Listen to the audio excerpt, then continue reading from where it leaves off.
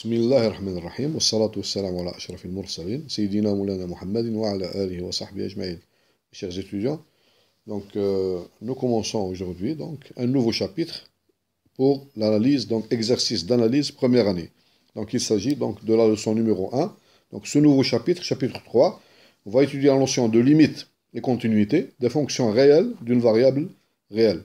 Donc on va faire des exercices, c'est des exercices sur la notion, on va commencer sur des exercices sur la notion de limite de fonction, en utilisant la définition, principalement la définition. Donc on va commencer par l'exercice numéro 1, donc on va faire une série d'exercices sur la notion de limite. On commence par la notion de limite. Donc soit f de x, la fonction f de x égale 3x moins 2, montrer en utilisant la définition que limite de f de x lorsque x tend vers 1 est égal à 1. Donc solution de l'exercice. Donc on va d'abord on va poser qu'est-ce que ça veut dire. Donc on a limite. La définition, c'est quoi la définition lorsque x tend vers 1.x0? La définition, c'est quoi? C'est donc quel que soit epsilon positif, il existe un nombre état qui dépend en général de epsilon, tel que pour tout x, si valeur absolue de x moins x0 est plus petit que état, ceci implique que valeur absolue de f de x moins l est inférieure à epsilon. C'est ça la définition de limite de f de x lorsque x tend vers x0 est égal à l. C'est-à-dire quel est le problème ici? وش هي المشكلة؟ كيف نحلوا المشكلة هذا؟ Donc هنا ici on se donne, donc c'est epsilon, il est donné. كيفي mais il est donné. Donc هذا هو المعطى اللي عندنا et on cherche على وين نحوسوا لنكون هنا هي c'est état qui va dépendre de epsilon. وش يفيريفي état il vérifie si valeur absolue de x moins x0 est plus petit que état, état en fonction de, qui m'a fait les suites. État, on va le trouver en fonction de epsilon. État, il vérifie. Si x moins x0 est inférieur à état, alors ceci implique que f de x moins l qu'on appelle epsilon. On va appliquer ceci à notre exemple. Donc, on va d'abord calculer, donc on a l dans notre exemple. Donc vous avez f de x est égal à 3x moins 2. Et on vous dit la limite est égale à 1. Donc, on va d'abord calculer f de x moins l. Donc ceci implique que on va calculer f de x moins l est égal à quoi? Donc est égal à 3x moins 2 moins l, c'est-à-dire moins 1. Ceci est égal à 3x moins 3. 3x moins 3. Donc on a valeur absolue de fx moins l est à quoi? Est égal, comme on l'a calculé maintenant, est égal à donc valeur absolue de 3x moins 2 moins 1 qui est égal, on a dit, est égal à valeur absolue de 3x moins 3 est égal à donc valeur absolue de 3 facteurs de x moins 1 est égal finalement à 3 valeur absolue de x moins 1. Bon, c'est comme les suites. النوع هذا نتاع les exercices نحلوه كيما كنا نديرو في les suites.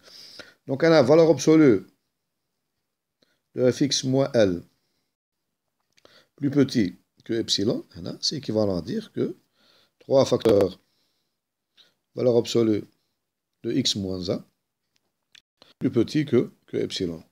Équivalent à dire que je divise le tout par donc 3, valeur absolue de x moins 1 plus petit que epsilon divisé par 3. Pardon, divisé par 3. Il est clair ici que, vous voyez bien, si si valeur absolue, voilà, parce qu'on raisonne pas par, si valeur absolue est inférieure à epsilon sur 3, ceci implique que 3 fois valeur absolue de x moins 1 est plus petit que 3 fois epsilon divisé par 3, donc qui est égal à epsilon. Donc, étant donné epsilon positif, comment il faut choisir? Donc, comment? Je vais l'écrire comment? Choisir, poser la question, ben, répondre état. L'état, il dépend du epsilon. Tel que, si valeur absolue de x moins x0, c'est-à-dire x moins 1, donc on a la limite, x tend vers 1. Donc, on a x moins 1 est inférieur à état, c'est une fonction de epsilon. Ceci m'implique que, donc, valeur absolue, donc de 3x moins 3 epsilon. C'est la condition. Là, c'est clair, la condition. Nous avons si, je vous me laisse, si valeur absolue de x moins 1 plus petit que epsilon sur 3, ceci implique que 3x, c'est la même chose, c'est 3x moins 3 inférieur à epsilon. Donc, d'après, donc nous sommes maintenant 1, d'après 1,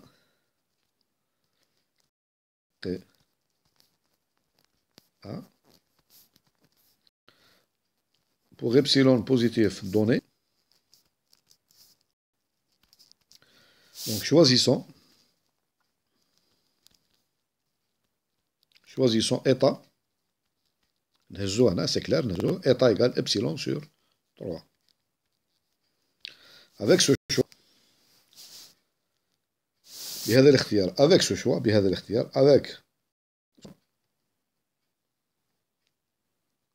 ce choix, nous avons,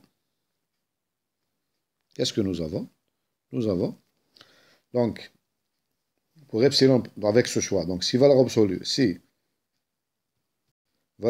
de x moins 1 est plus petit que état, qui est égal, on l'a choisi, état est égal à epsilon divisé sur 3. Ceci implique que 3 fois, je multiplie par 3 fois valeur absolue de x moins 1, il sera plus petit que 3 fois état, qui est égal à 3 fois epsilon sur 3, il sera donc égal à epsilon. Maintenant, à quoi est égal ceci, c'est quoi? C'est-à-dire, ou encore, ou si la valeur absolue de x moins 1 est plus petit que état, qui est égal ici à, on a choisi, est égal à epsilon sur 3, ceci même que, à quoi est égal 3? C'est 3x 1, 2, moins 1 est inférieur à epsilon. C'est-à-dire, si valeur absolue de x moins 1 inférieure à état, qui est égal à epsilon sur 3, ceci m'implique que valeur absolue, 3x moins 2, c'est f de x moins 1 est inférieur à epsilon. Voilà, donc j'ai appliqué la définition. Donc, qu'est-ce que j'ai démontré? Conclusion, quel que soit, donc j'ai démontré que quel que soit epsilon positif, il existe état qui dépend de epsilon, qui est égal, je l'ai posé ici, est égal à epsilon divisé par 3. Tel que, si valeur absolue de x moins 1 est inférieure à état, ici état, je rappelle, est égal à epsilon sur 3, ceci m'implique que valeur absolue moins L est inférieur à epsilon. Donc ceci est équivalent à dire que limite, par définition, limite de f de x, lorsque x tend vers 1, est à 1. C'est la définition que j'ai appliquée exactement ici. Bon, maintenant, on passe à l'exercice numéro 2. On considère la fonction f définie par f de x est égal à valeur absolue de x moins 3 divisé par x moins 3 si x est différent de 3, et f de x est égal à 0 si x égale 3. Bon, petit a, trouver le domaine de définition de la fonction f. et tracer son graphe. La question B, montrer en utilisant la définition. On nous dit ici, utiliser la définition. Que limite de f de x lorsque x tend vers avec x plus grand que 3 est égal. C'est-à-dire, on nous demande de montrer que la limite à droite ici, de la fonction f, donc elle est égale à 1 en utilisant la définition. Petit c, on nous dit montrer que la limite à gauche existe aussi. Petit d, montrer que la limite de la fonction elle-même n'existe pas. Voilà, donc c'est un exercice classique. On va le faire donc pas à pas. Donc avant de commencer l'exercice, donc on doit d'abord se débarrasser de la valeur absolue. Donc dans ce genre d'exercice, on ne peut pas résoudre l'exercice donc en laissant la valeur absolue. Donc f de x est égal à, donc on commence par est égal à la valeur absolue de x moins 3 divisé par x moins 3. Donc elle est égale à, donc ici, est positif si x est plus grand que 3, et x moins 3 est négatif si x est plus petit que 3. Par conséquent, ici, nous avons f de x est égal à, x moins 3 divisé par x moins 3 est égal à 1 si x est plus grand que 3, et f de x, donc, est égal à, donc, à valeur absolue, la même chose, de x moins 3 divisé par x moins 3 est égal à, donc c'est le contraire ici, donc ici, puisque si x est plus petit que 3, donc on a x moins 3 est négatif, donc est égal à moins, donc ici est égal à moins x moins 3 divisé par x moins 3 qui est égal à moins 1 si x est plus petit que 3. Et bien sûr, f par définition, f de 0 est égal à f de, pardon, au point 3. Au point 3, la fonction, par définition, elle est égale à 0. Par conséquent, notre fonction, comment elle est faite? Donc, on a donc ici f de x, elle est égale à quoi? C'est la fonction, elle est égale à, donc est égale à 1 si x est plus grand que 3. Elle est égale à moins 1 si x est plus petit que 3. Elle est égale à 0 si x est... Voilà la fonction. Voilà comment est faite la fonction f de x. Bon, il est clair ici que le domaine de définition de la fonction d de f est égal à R. Donc la fonction, elle est définie pour tout x appartenant à R. Et je peux donc dessiner, je peux dessiner son graphe. Donc le graphe de la fonction, c'est comment il est fait le graphe. Donc je vais le dessiner facilement, voilà. Donc ma fonction, elle est définie dans R tout entier. Donc j'ai le point ici, par exemple 1, 2 et 3. Voilà.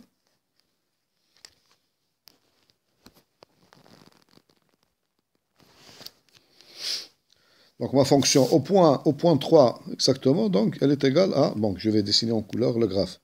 Donc je vais dessiner le graphe, mon graphe, je vais le dessiner donc en couleur. Donc elle passe par ce point-là. Donc au point 3, elle est égale à 0. Donc si x est plus grand que 3, elle est égale à plus 1. Donc ici, supposons que j'ai ici 1, plus 1. Et là, donc c'est moins 1. Voilà. Donc je vais mettre ici un rang. Parce que dans ce point exactement, la fonction n'est pas définie.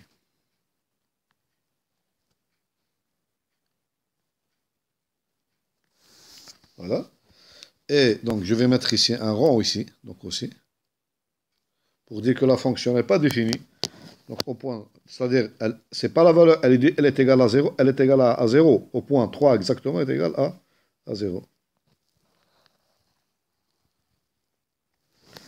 Voilà, donc, le graphe de la fonction f, donc, c'est une fonction, donc, comme on a dit maintenant.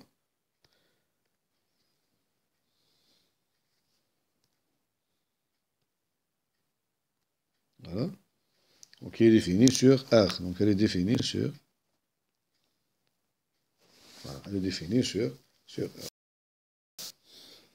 Voilà. C'est ça le graphe. Donc ces deux points-là, ils n'appartiennent pas au graphe. Donc ces deux points-là, donc le graphe, c'est quoi? C'est cette partie, donc, rose. Ce point-là, donc, il appartient au graphe. Donc ce point-là, il n'appartient pas au graphe. Ces deux points-là n'appartiennent pas au graphe. Donc le graphe, c'est cette droite-là, ce point-là, et puis donc cette droite-là. Donc ces deux pas au graphe. Bon, intuitivement, donc la question qui vient après, regardez bien, lorsque x tend vers 3, avec x plus grand que 3, donc ça veut dire que x prend des valeurs, x prend des valeurs qui sont plus grandes que 3. Vous voyez bien que la fonction, elle est toujours égale à 1 ici, elle est constante. Il est clair ici que les valeurs de la fonction f de x, ils vont tendre vers 1, vers la valeur 1. Et si x tend vers, regardez bien, si x tend vers 3 par des valeurs plus petites que 3, donc les images ici, voilà les images, donc elles sont constantes. Donc intuitivement, on a limite de f de x lorsque x tend vers 3 avec x plus grand que 3 est égal à 1, la limite à gauche, et la limite, ça c'est la limite à droite par exemple, et nous avons aussi donc limite de f de x lorsque x avec x plus petit que 3 est égal à moins 1. Mais on nous dit dans la question B, on nous dit de démontrer que, en utilisant la définition, que ceci est vrai. Donc on va passer à la question B. La question B, qu'est-ce que ça veut dire? Donc on va donner la définition. Qu'est-ce que ça veut dire? Limite de f de x, lorsque x tend vers x0, la limite à droite, avec x plus grand que x0, est égal à L. C'est la même définition. C'est pas par définition, c'est quoi? Par définition, c'est... Il faut démontrer que quel que soit epsilon positif, il faudrait que quel que soit epsilon positif, il existe la même chose, état. Et que la différence avec la limite, c'est que pour tout x, tel que x, il appartient donc, dans le cas de la limite, x, il appartient à quel intervalle? Donc, qu'est-ce que ça veut dire? Valeur absolue de x moins x0 appartenant à état. Ça veut dire qu'il y a un intervalle, x0 moins état, x0 plus état. C'est la même chose. C'est-à-dire, vous avez x0 ici, vous prenez x0 plus état, et ça, c'est x0 moins état. C'est-à-dire, vous prenez n'importe quel x ici, vous avez valeur absolue de f de x moins L plus petit que epsilon. Ça, c'est la limite. C'est pour la limite. Mais pour la limite à droite, donc, x, il appartient seulement à cet intervalle. C'est tout. Mais x, mais la partie, donc, parce que x est strictement supérieur à x0. C'est-à-dire, il faut démontrer que pour tout x, si x appartient à l'intervalle ici, je l'écris, c'est x0 plus état. C'est tout. Je vais effacer tout ça.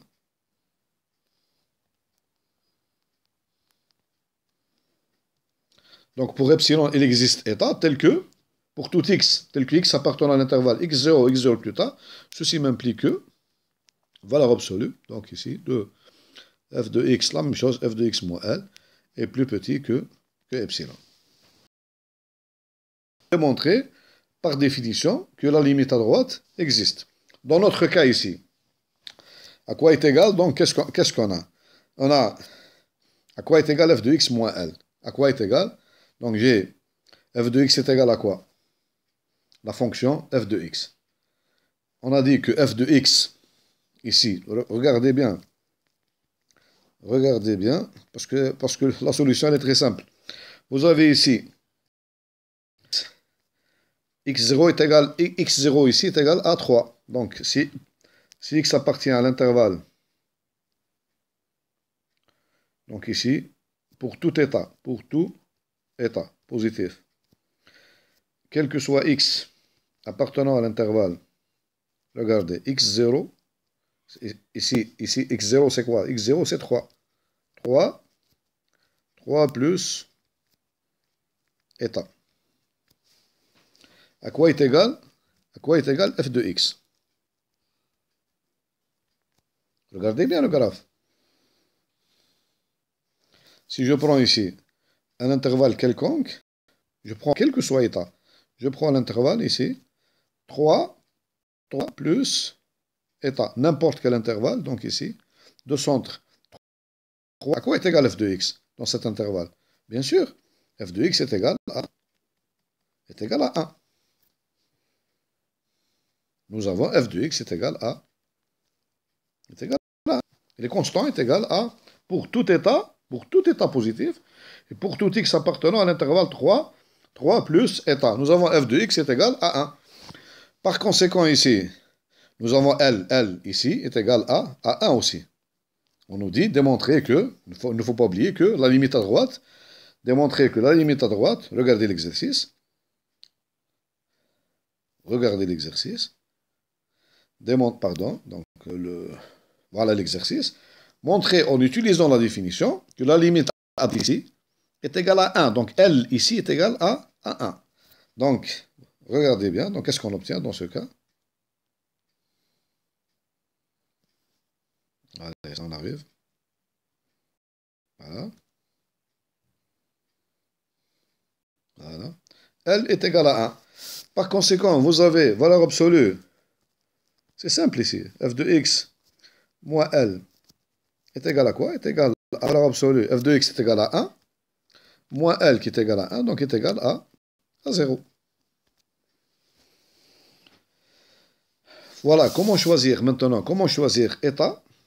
Je vais vous poser le problème ici. Comment choisir état positif tel que si x appartient à l'intervalle 3 plus état, on a ici 0 est inférieur à epsilon, c'est-à-dire epsilon est positif. Comment je vais choisir état tel que si x appartient à l'intervalle 3 plus état, j'ai 0 est inférieur à epsilon. Ben c'est simple, ici, tout état convient. Il suffit, je l'écris, puisque epsilon, on l'a pris par hypothèse strictement positive, donc, on peut choisir,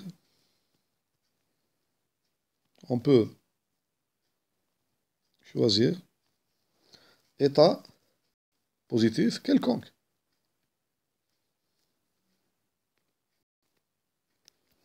En effet, je vais le démontrer, en effet. Donc, pour epsilon positif donné, quelconque, prenons état positif quelconque aussi. On le prend quelconque. Je prends un état quelconque. Qu'est-ce que je dois démontrer? Je dois démontrer, quel que soit x, si x appartient à l'intervalle 3 plus état,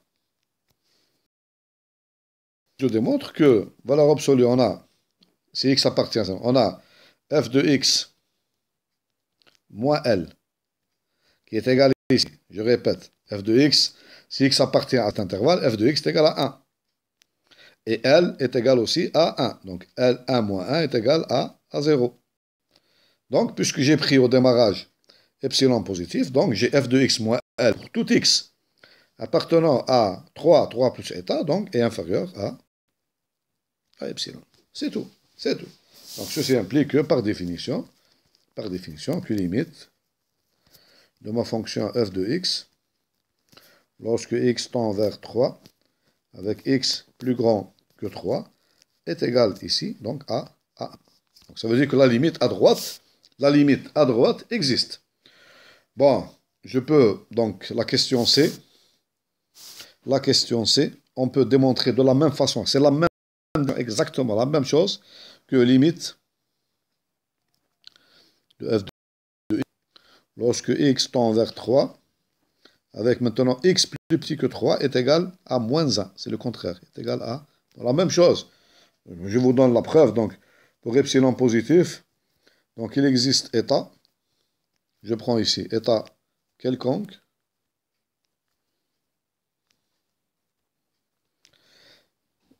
j'ai x plus petit que 3, donc je prends x appartenant à l'intervalle, donc c'est quel intervalle? Regardez bien, j'ai ici 3, donc ici c'est l'intervalle 3 moins état.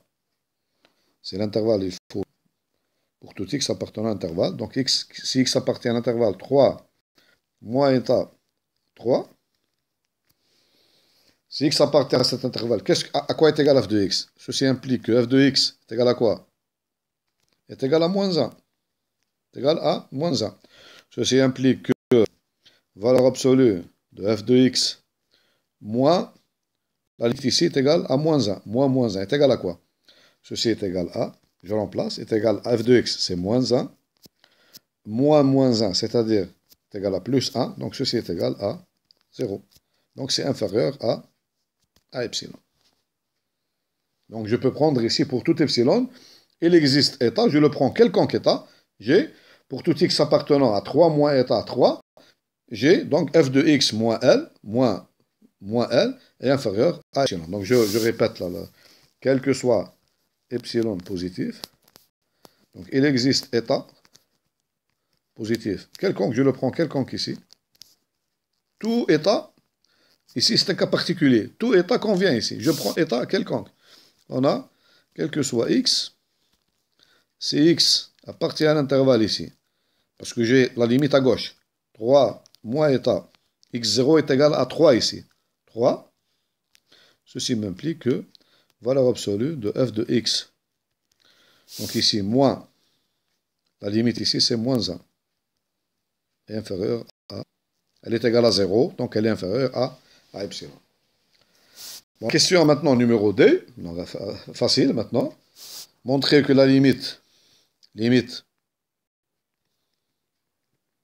f de x, lorsque x tend vers 3, n'existe pas.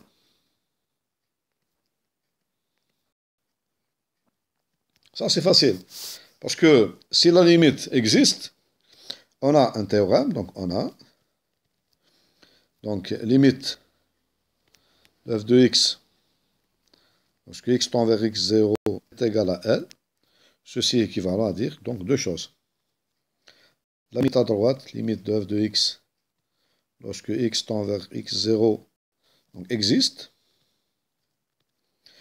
par x plus grand que x0, et limite de f de x, lorsque x tend vers x0, donc limite ici à gauche, donc existe, et les deux limites, donc ici, donc, je rajoute ici donc encore, donc, en vérité, donc c'est plus, donc les deux limites, f de x, x tend vers x0, x plus grand que x0, est égal à limite de f de x, lorsque x tend vers x0 avec x plus petit que x0, sont égales. Donc, ces deux limites, elles sont égales à, ils ont la même limite qui est égale à cette limite L. Donc, j'ai cette équivalence. Bon, qu'est-ce que j'ai démontré dans cet exercice? J'ai démontré que la limite à gauche existe, la limite à droite existe, mais elles ne sont pas égales. C'est-à-dire, cette proposition est fausse. J'ai P implique Q, équivalent à dire non Q implique non P. Donc si la limite n'existe pas, donc on a beaucoup de cas, mais si j'arrive à démontrer que la limite à gauche, elle est différente de la limite à droite, ceci implique que la limite n'existe pas. Ici, nous avons, dans notre cas ici, donc il faut bien voir que, donc ici, nous avons, voilà,